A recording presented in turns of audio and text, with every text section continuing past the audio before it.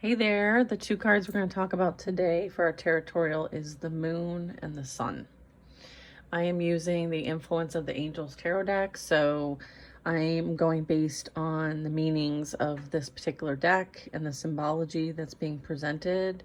Just know that depending on what deck you're using, they use different symbology and meaning, and they highlight certain things to focus on. This is the context of the Influence of the Angels tarot deck. So we're going to focus first on the moon. And the message here is interesting, actually. It's very focused on mental health, actually. So ignoring the cause of your anxiety will make the anxiety worse. Confront the darkness so that you may see what parts are real and what is delusion or fantasy. Okay.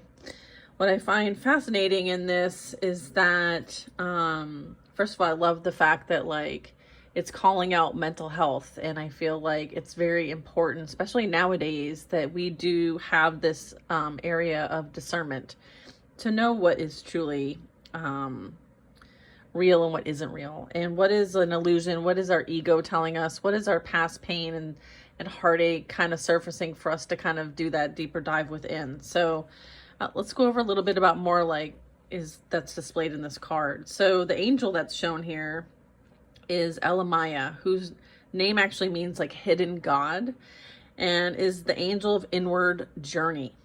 She helps resolve psychological problems and acts as a guide to the subconscious insight.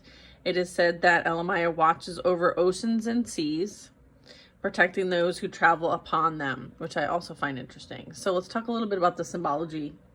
So the moon is very prominent and centered in this card, and it's a very if you look at the difference between the two, this card is very in the shadows. It's very kind of dark and gloomy, and there's a lot of presence when it comes to the emphasis that it's front and center, having to really focus on what's coming up for you.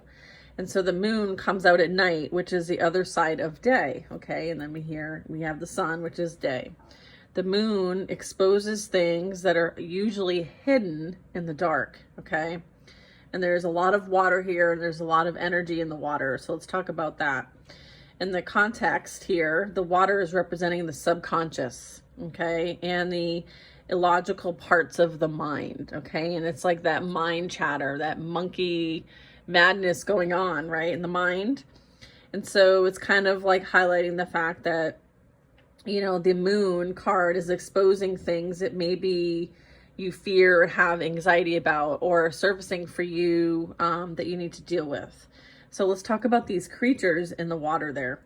They're creepy things lurking in your mind, okay? I refer to monkeys. These look like dragons, demons. I don't know what they are.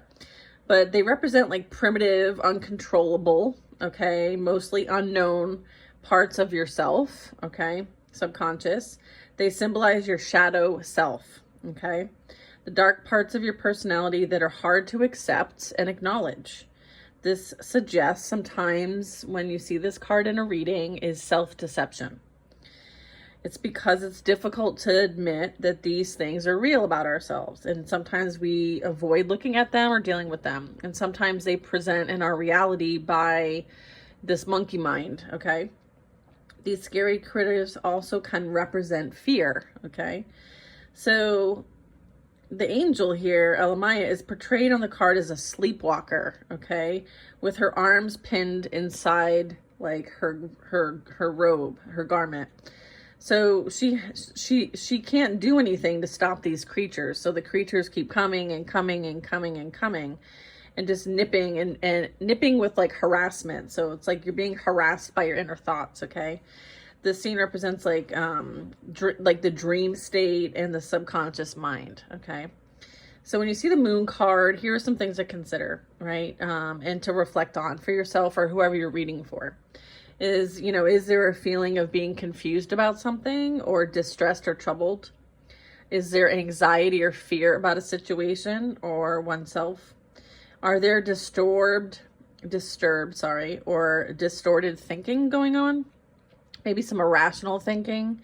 And is there any kind of like delusion or self-deception playing out here? Okay. Or is there others trying to cause these things as well? But typically it is, coming up in a reading because these are things that, are below the surface and are starting to rise. Okay. And it's coming from the subconscious mind. So the shadow meaning of this would be, tapping into the unconscious, becoming aware of something that is usually hidden or in the dark, okay? As well as letting go of like conscious control and releasing fear and anxiety.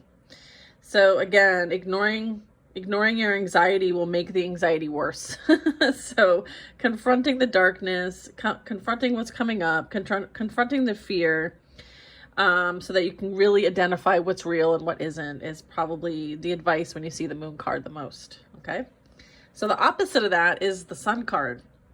Okay. And in this deck, the sun card has cherubs floating, just kind of being there front and center. Okay. And so the message here is, if you're not feeling the sun's positive energy, don't be dismayed. Okay. Try to be confident and think positively. Fake it till you make it. Before you know it, the enthusiasm is real. So this is really saying, like, try to be optimistic and positive about whatever it is. And so let's get into a little bit about, these cherubs and the symbology of these cherubs. Okay. They're unnamed, like, angelic beings. Their prime purpose is to show us the glory and greatness of God. They remind us that God's presence is with us every second of every day. So the cherubs, they take the form of like young children, okay, which conveys a sense of like honesty, innocence, and just very like strong playfulness. Their like nakedness kind of denotes a natural state and the fact that there isn't kind of any shame, right? There's nothing like to hide here, like everything's exposed, okay? As well as the number, there's like 4 of them, which is, it actually signifies, the number 4 signifies balance and stability, okay? So there's a reason why there's only 4 of them here. Additionally, I would say that the sun itself is representing God's loving and positive presence in your life or on the situation, or a call to focus on those things. I would say it could also represent the idea that once was hidden in the darkness is now bathed in light. All right, which I find interesting when we're just talking about what's in the shadow, right? And being what's in the shadow comes to light. Things that are open, things that are out in the open are able to be seen and understood. Okay, so it's like gaining clarity of a situation. The sun provides warmth and comfort. It also sustains like the existence of every living thing on the planet. So it represents energy, enthusiasm, and liveliness. All right. So when you're seeing the sun card, it's identifying that there's clarity and understanding. There's positive energy. It often can be like the yes card if you're asking a question. It represents like being fresh and alive, young, new, confident, and enthusiastic. It also is like the sense and presence of God. The shadow energy here would be, something being unrealistic and ignoring anything negative. Maybe not doing the introspection that is being asked of you to do, because there is something there that needs to be uncovered and unseen. Also forcing a positive spin on something that is neutral or negative. Okay. So that is the moon and the sun card in this deck. The influence of the angels. I love this deck. It's beautiful. I love the messaging. I love the graphics here, the imagery, and it really speaks to me. And, if you enjoyed this, go ahead and, like and follow and share, and stay tuned for the next one.